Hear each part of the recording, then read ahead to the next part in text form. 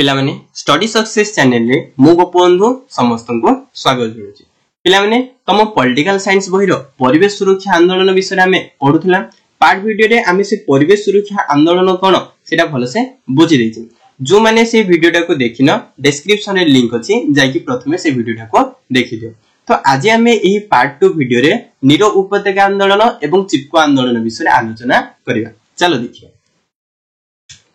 Sir Nero उपत्यका आंदोलन। Sir ए Nero उपत्यका आंदोलन केबे आरंभ होइतिला ना 1970 दशक रे ए नीरो उपत्यका आंदोलन केरल ठारे जन्म लाभ करथिला। सर कोठारे ना केरल ठारे जन्म लाभ करथिला। सर ए जो नीरो उपत्यका आंदोलन हेतिला सेठार जनता माने कोन करछन्ती परिवेश को सुरक्षा करिया पे निजे आग्रह प्रकाश करी कोन करथिले ए आंदोलन को करिथिले।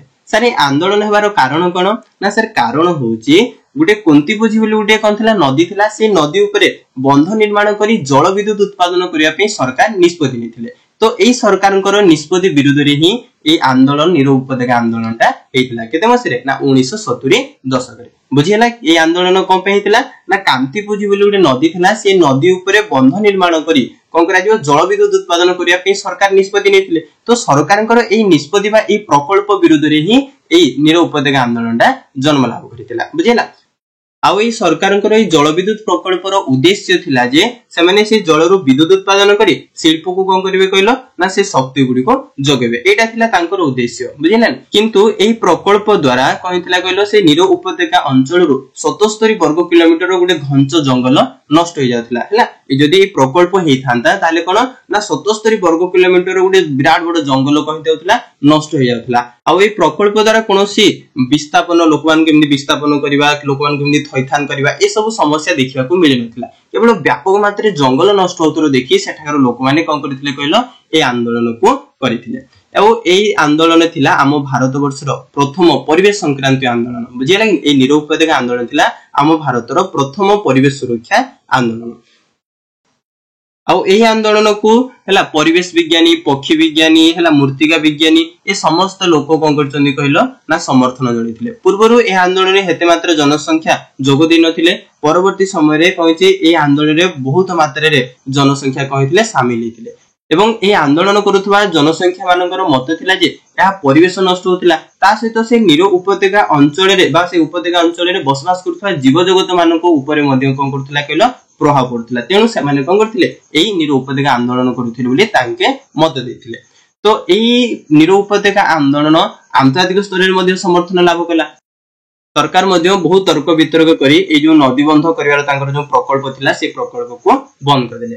एवं ए नीरो उपत्यका गुटे जातीय उद्यान हिसाब रे 1985 मसिरे घोषणा करे। तो हमर ए जो प्रथम परिवेश संक्रांति आंदोलन थिला ए आंदोलनटा कहितला सफल हितला। ये थिला नीरो उपत्यका आंदोलन। भल से बुझि पारलो। तापर हम देखिबा नेक्स्ट आंदोलन। सर नेक्स्ट आंदोलन होची कोन ना चिपको आंदोलन। ए चिपको आंदोलन मध्ये जंगल को सुरक्षा करिवा पई एवं जंगल को संरक्षण करिवा पई हेतिला। आ जदि हम कहबा सर चिपको कोन ना चिपको होची गुटे हिंदी शब्दडे जहार ओडिया अर्थ होची दुईटी वस्तु को परस्पर जोड़ी रखिबा बा आलिंगन करिवा। कोन ना दुईटी वस्तु को परस्पर जोड़ी रखिबा बा आलिंगन करिवा। एही चिपको आंदोलन प्रथमे उत्तर प्रदेश रो उपहिमालय अंचल रे जेतबेले गछ कटाणी माने जंगल को जे गछ काटिया पई प्रयास करथिले से समय अनेक महिला जे कि से कोन करथिले गछ को कुंढी धरुथिले बा तार गछर गंडी आ मुंड को परस्पर जोड़ी रखिबा। एही आंदोलन कोन थिला कहलो लक्ष्य थिला। आंदोलन लक्ष्य कोन जानि परलो महिला माने जाउथिले से कोन करथिले जेतबेले गछ कटाणी माने गछ काटिबा पई चेष्टा करथिले से समय माने गछ को आलिंगन करि धरथिले बा जो गछ गुडे कटि जी तार मुंड गंडी को परस्पर करी जोड़ी रखुथिले। ए आंदोलन एटा थिला लक्ष्य थिला। सर ए आंदोलन ताले हेतिला कोठी ना ए आंदोलन 1973 मसिरे हेतिला।